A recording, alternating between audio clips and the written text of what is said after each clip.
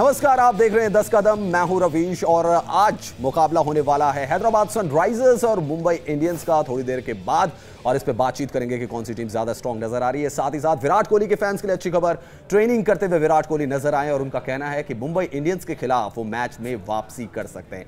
इसके अलावा आपको बताएंगे कि आज का दिन क्रिकेट के इतिहास में क्यों है खास। लेकिन सबसे पहले बात करेंगे दिल्ली जे डेविल्स की शानदार जीत की। पुणे सुपर जायंट्स को उन्होंने हराया और मेरे साथ कुछ लोग बैठे हैं जो कि कल पुणे जो सुपर जायंट्स के साथ थे, लेकिन मैच दिल्ली ने जीता। क्यों सायरा जी? जी बिल्कुल, मुझे लगता है कि जो जहन में था ना कहीं ना कहीं कि साड़ी दिल्ली वाले हैं, मुझे लगता है जीत जाएगा। कह ही देती तो शायद। शैली, आप बहुत जोर से उसे कहती हैं। I know that। कल आप पुणे के साथ थी तो आप क्या हुआ? भाई वही हो गया कि करो सबकी, मतलब सुनो सबकी पर करो अपने मन की। पर मैंने सबकी सुन के ना मतलब गलत करी। और इनफैक्ट मैंने श्रेयांशी को कल कॉल करके बोला भी कि देखना दिल्ली डेयरडेविल्स जीतने वाले हैं, जीतने वाले। मुझे कॉल किया, I don't remember any call. No I called Daredevil के साथ थे। ये पाला बदलने वाले और इन सबको पॉलिटिक्स में होना चाहिए। लेकिन कल की रिपोर्ट देखते हैं कल दिल्ली ने कैसे जीत हासिल की और कैसे पुणे सुपर जायंट्स को हरा दिया। फिर फ्लॉप हुए धोनी, पुणे के साथ हुई अनहोनी। दिल्ली ने दिखाया दम, सैमसन ने पुणे को किया बेदम। दिल्ली ने पहले बल्लेबाजी करते हुए 205 रन बनाए, जिसके जवाब में पुणे 16.1 ओवर में 108 रन बनाकर आउट हो गई और दिल्ली ने 97 रन से मैच को अपने नाम कर लिया। दिल्ली के लिए संजू सैमसन ने 63 गेंदों पर 102 रनों की पारी खेली, जिसमें 8 चौके और 5 छक्के शामिल रहे। मॉरिस ने 9 गेंदों पर 38 रन बनाए, जिसमें 4 चौके और 3 छक्के शामिल रहे। मॉरिस का स्ट्राइक रेट 422.22 का रहा। धोनी ने 14 गेंदों पर सिर्फ 11 रन बनाए। वहीं दिल्ली के लिए जहीर खान ने 3 विकेट लिए। तो जहां ज्यादातर लोग ये सोच रहे थे कि Pune super giants Delhi Daredevils पे भारी पड़ जाएंगे, उनका पहले मैच की परफॉर्मेंस को देखते हुए ऐसा हुआ नहीं। दिल्ली डेयरडेविल्स ने शानदार परफॉर्मेंस की और पुणे सुपर जायंट्स को पस्त कर दिया। मनी सर, एक ब्रेव परफॉर्मेंस जिसे कह सकते हैं संजू सैमसन की, और आपको चाहिए होता है कि आपके यंग प्लेयर्स जो हैं वो परफॉर्म करें, और कल ऐसा करके दिखाया संजू सैमसन। देखिए, बहुत बढ़िया प्लेयर हैं, बहुत टैलेंटेड प्लेयर हैं, इसमें कोई शक की बात नहीं है। लेकिन 3 साल हो गए इस तरह से परफॉर्मेंस करते हुए कि एक आध मैच में करते हैं, उसके बाद पेट्रोल खत्म हो जाता है। इसमें कंसिस्टेंसी लाएंगे तो जो बात हो रही थी 3 सीजन 4 सीजन पहले जब ये राजस्थान रॉयल्स के लिए, राहुल द्रविड़ का कॉम्बिनेशन उनके लिए काम कर जाता है हर बार। क्योंकि राजस्थान रॉयल्स में भी राहुल उसमें भी एक आध मैच में ही करते थे और उसमें दिखती थी क्लास। सो इस क्लास को आगे ले जाना बहुत ज़रूरी है। आपके अंदर जो टैलेंट है, अगर आप उसको बार बार शोकेस करेंगे तभी आप टेस्ट क्रिकेट या इंटरनेशनल क्रिकेट का दरवाज़ा खटखटा सकते हैं। अदरवाइज सिलेक्टर्स कहेंगे कि एक मैच में करेगा फिर 10 मैच में नहीं करेगा, तो ऐसे खिलाड़ी को क्यों खिलाना। लेकिन जहाँ तक टैलेंट का सवाल है, आई थिंक अगर इसको नर्चर किया जाए, अगर इसको ठीक से हैंडल किया जाए संजू सैमसन को, तो इनके पास वो बात है कि आगे आने वाले टाइम में इंडियन क्रिकेट के लिए खेल सकते हैं और अच्छा प्रदर्शन कर सकते हैं। सो कल भी हम बात कर रहे थे कि राहुल द्रविड़ को अब बहुत ज़्यादा मोटिवेट करना पड़ेगा टीम को, और मुझे लग रहा है कि कल जिस तरह से ये टीम मैदान के ऊपर, जो इस पूरी टीम की बॉडी लैंग्वेज थी, पूरी तरह से मोटिवेटेड लग रही थी। मुझे तो बॉलीवुड के संजू बाबा याद आ रहे हैं। वही उसी तरह से उनका कमाल, उसी तरह से बिंदास गेम, शतक लगाना, इस तरह आपको उम्मीद थी कि इतना जबरदस्त खेलेंगे?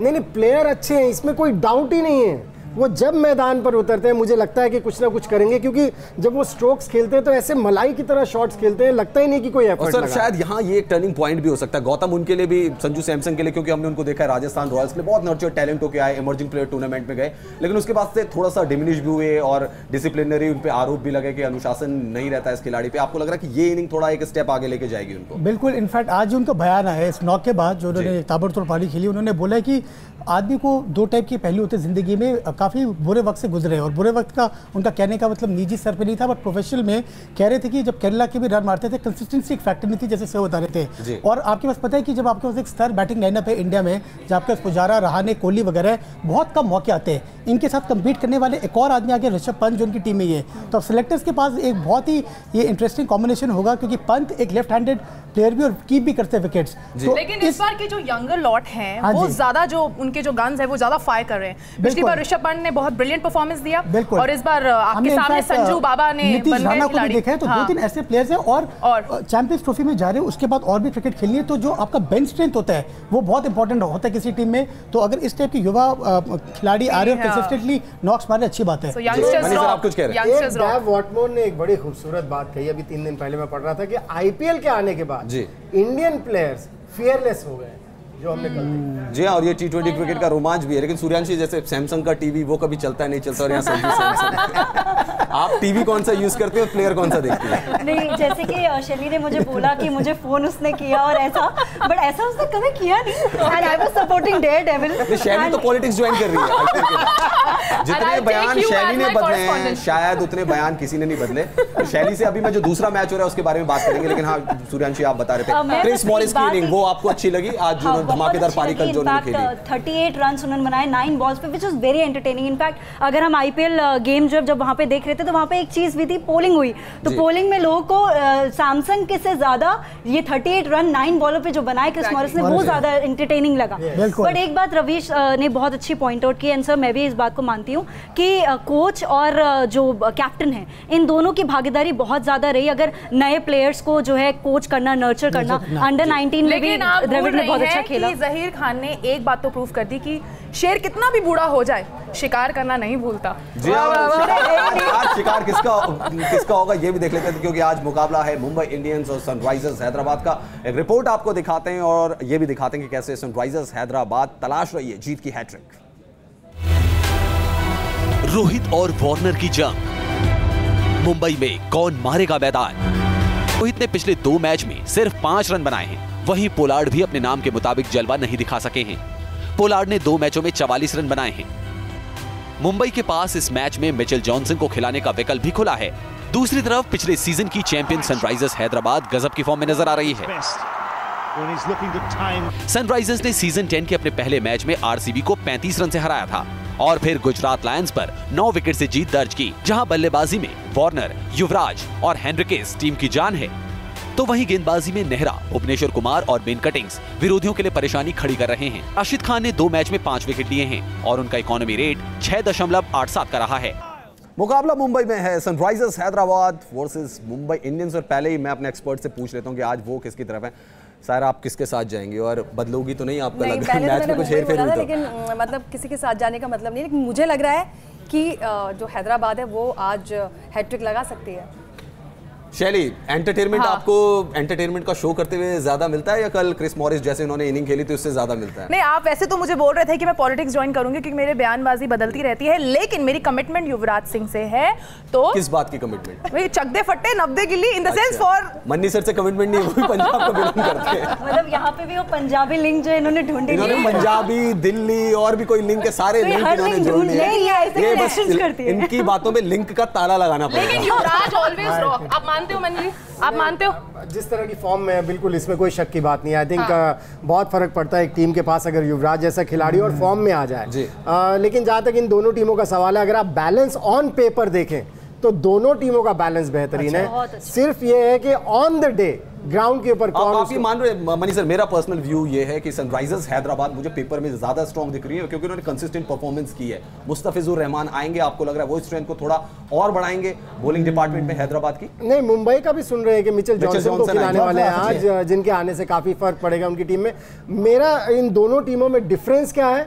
Performance of the captain. और मैं हमेशा मानता हूं कि जब लीडर परफॉर्म कर रहा है, जब आपका कैप्टन परफॉर्म कर रहा है, तो फिर वो रब ऑन करता है टीम के ऊपर, और इसीलिए हैदराबाद ने अभी तक दोनों गौतम, आपको लग रहा है डेविड वार्नर उधर परफॉर्म कर रहे हैं लेकिन रोहित शर्मा नहीं कर रहे हैं, उनको अप ऑफ द ऑर्डर जाना चाहिए क्योंकि वो इंडिया के लिए ओपनिंग भी करते हैं। मैं थोड़ा हैरान भी था जो लास्ट मैच में था, क्योंकि जितने भी आईपीएल के मेजर मैचेस उन्होंने जिताया और जहां मुंबई ने टाइटल जीते, रोहित शर्मा का एक बहुत अहम भूमिका रही है। और जैसे Warner top of the order लाके एक सेट करते पैटर्न, रोहित शर्मा को भी ऊपर ही खेलना चाहिए। नीचे उनके पास फायर पावर है, हार्दिक पांड्या, कृणाल पांड्या, कायरन पोलार्ड है, और अगर जॉनसन को भी हमने खिला लिया। पोलार्ड से मुझे याद है मनी सर, पोलार्ड बड़ा संजय मांजरेकर के साथ लड़ रहे हैं आजकल ट्विटर पर, कमेंट्स पर। आपको लग रहा है उनकी भूमिका क्या है? वो फील्डर के तौर पे रखे हैं अंबानी जी ने, या बैटिंग और बॉलिंग भी उनको करनी है? वो डराने वाले, डराने के लिए रखा है। वो एक ऐसा हाथी है जो जिसको रखा हुआ। कुछ मत बोलिए, पता लग रहा पोलार्ड फिर आपके लिए ट्वीट करते हैं मांजरेकर नहीं पड़ता, मेरे पीछे भी पड़ जाए। लेकिन आई थिंक एक चीज मैं जरूर कहना चाहूंगा, रोहित शर्मा जो इंडिया के लिए ओपन करते हैं वो अपनी फ्रेंचाइजी के लिए ओपन करने क्यों नहीं आते हैं? और मुझे 3 साल हो गए ये ढोल बजाते हुए, लेकिन अभी तक समझ नहीं आया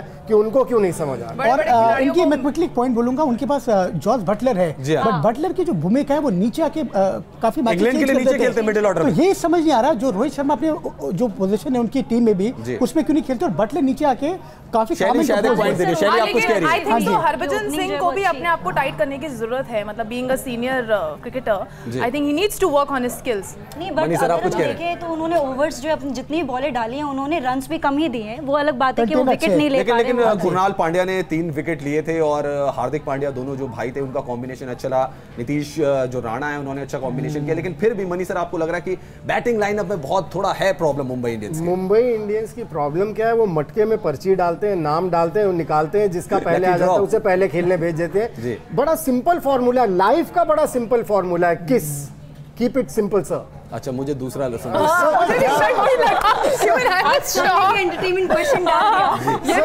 तड़का डाल दिया सर पंजाबी गाना। सर बेसिकली आप जितना सिंपल रखेंगे चीज को, ये क्रिकेट कोई रॉकेट साइंस नहीं है जो इतना मुंबई वाले उथल पुथल कर रहे हैं। लेकिन अभी सायरा जी आप बड़ी शांत हो गई है, क्या वो आपकी पसंदीदा टीम नहीं है या मुंबई से आपको कुछ याद नहीं आ रहा है? नहीं मुझे, आप मुंबई बहुत बार गए हो। नहीं मैंने पहले बोला था कि मुंबई जीतेगी, वो 1 जीती है 1 हारी है, और जो हैदराबाद है वो 2 बार जीत चुकी है। तो आप हैदराबाद की बिरयानी खाना पसंद करेंगी या मुंबई का वड़ा पाव? हैदराबाद की बिरयानी। तो आप हैदराबाद के साथ हो मतलब? रवीश पर आप बहुत प्रेशर डाल रहे हो। ये जो आप पॉलिटिकल सवाल कर रहे हो। नहीं मैं प्रेशर नहीं डाल रहा हूँ, मैं जानना चाह रहा हूँ यार, सायरा जी ने बड़ा वहाँ पे मुंबई में बहुत उन्होंने टाइम स्पेंड किया है और बहुत अच्छी तरीके से हैदराबाद भी गई हूँ, हैदराबाद की बिरयानी भी खाई है, मुंबई भी गई हूँ, मुंबई का वड़ा पाव भी खाया है, लेकिन मुझे कहीं ना कहीं लग रहा है कि जो हैदराबाद है उसका पल्ला थोड़ा सा भारी है। वही मैं कहने वाली थी, मेरी बारी नहीं है, हैट्रिक लग सकता है। चलिए बिरयानी और वड़ा पाव की बात बाद में करेंगे, लेकिन आज आपको बताते हैं कि विराट कोहली वो वापसी को बड़े बेताब नजर आ रहे हैं और विराट कोहली ने अपना एक वीडियो डाला है जिसमें जिम में ट्रेनिंग करते हुए नजर आ रहे हैं। तो रॉयल चैलेंजर्स बैंगलोर और विराट कोहली के फैंस के लिए इससे अच्छी खबर कुछ नहीं हो सकती। वैसे तस्वीरें ये भी वायरल हो रही है कि वो अनुष्का शर्मा के साथ नजर आए, लेकिन हम आपको दिखा रहे हैं विराट कोहली का वीडियो जिम में ट्रेनिंग करते हुए नजर आ रहे हैं और ये बहुत अच्छा साइन है विराट कोहली और रॉयल चैलेंजर्स बैंगलोर के लिए।